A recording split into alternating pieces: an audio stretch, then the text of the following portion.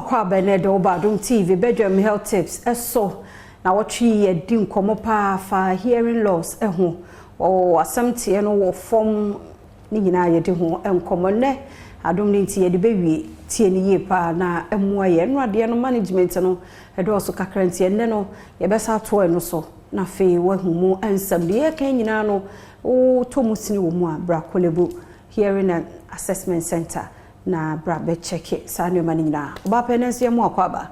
ya da se e ma o de fa management mu na me se ye wie nti ye nto so yo nti ye to so na che se uba ye hearing assessment center wo ko complain say wason wadetin ko forma ye be ma wa be ye hearing test okay nti hearing test na be ma ye hu level anase a day corner ama waso ne kofom ebi wo say infection ye test ni hu say o infection wasuma doctors ni be treat you ne ama we duro na say ama ano no aba form anase waso no etumi back to normal say enye so na say hearing loss na say inner ear no ye fa aha say inner ear ya ye wo ehwin keto bi wo ha say ya ehu atochima bi wo ho no mo awere anase o mo ewu esan say why you be inside cochlea no we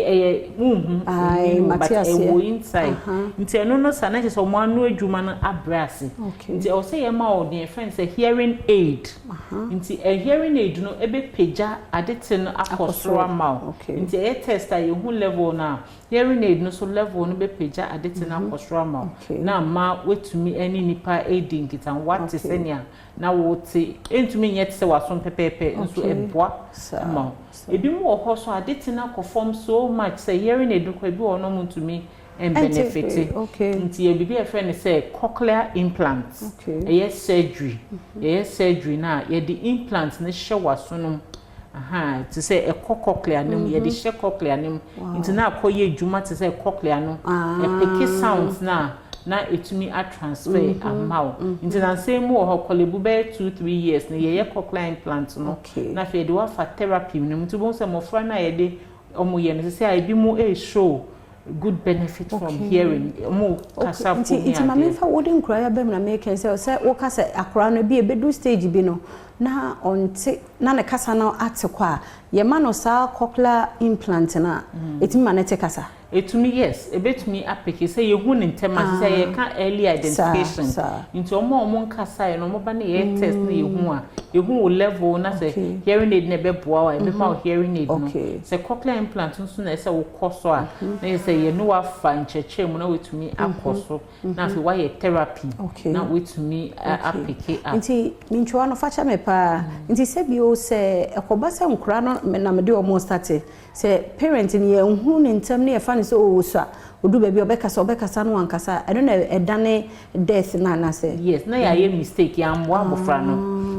nti na nsem mu no esan se pese sisa de no kwanti ye what we call newborn hearing screening nti kolebu se 37 range na konvanochi ye wo abofra pese omu nyina ye hearing screening ma omu nti omu pass ya na ese onyame adom ne se bibi wo ho na se wan pass ya ye be ma wa ba center na ya ye diagnostic assessment amount nti eno no sa no ye hu ne ntem by 6 months ni so abofra onti na yetumi apeke apentem na say which me a benefit from amplification and I say hearing aids and I say cochlear implant na say cost but when hu ni say obekasa 3 years 4 years obekasa 5 years what abofra no tie besre wo abofra bi 1 year 2 year no nkasa ya to anamon ebo ho na date ni ye adwuma but